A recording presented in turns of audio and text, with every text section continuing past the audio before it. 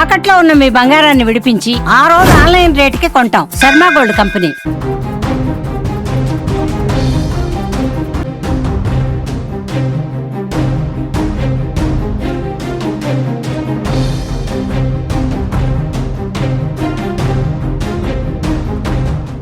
జమ్మూ కాశ్మీర్లో మరో తెలుగు జవాన్ మరణం విషాదాన్ని నింపుతోంది.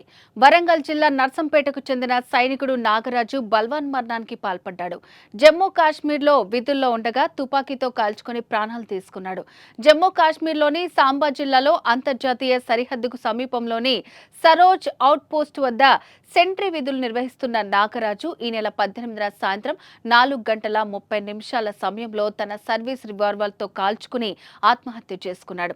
కానీ అధికారులు మాత్రం విషయాన్ని గోప్యంగా ఉంచడంతో ఆలస్యంగా వెలుగులోకి వచ్చింది. మంగళవారం నాగరాజు పార్థివ దేహం స్వగ్రామానికి చేరుకుంది. నాగరాజు మరణంతో నర్సంపేటలో విషాద ఛాయలు అలుముకున్నాయి. కుటుంబ సభ్యులు, స్నేహితులు, గ్రామస్తులు ఆయనను కోల్పోవడంతో శోక సంద్రంలో మునిగిపోయారు. నాగరాజు తల్లిదండ్రులు, భార్య, బంధువులు కన్నీరు మున్నీరవుతున్నారు. కుటుంబ కలహాలే ఆత్మహత్యకు కారణమని భావిస్తున్నారు.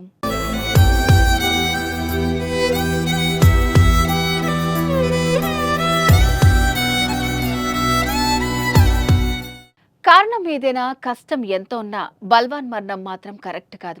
స్కూల్, కాలేజ్ చదివే పిల్లల నుంచి 60 ఏళ్ల వృద్ధుల వరకు వివిధ కారణాలతో చనిపోతున్నారు.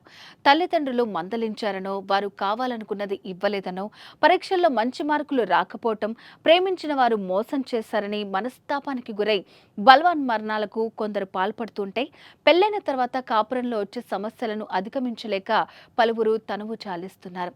భార్య మోసం చేసిందని, భర్త బాధలు భరించలేకపోతున్నామని ఇలా వివిధ కారణాలతో ప్రాణాలు తీసుకుంటున్నారు. ఏదేమైనా ధైర్యానికి చిరునామాగా ఉండే సైనికుడు బల్వాన్ మరణానికి పాల్పడటం కలవరపరిచే విషయం.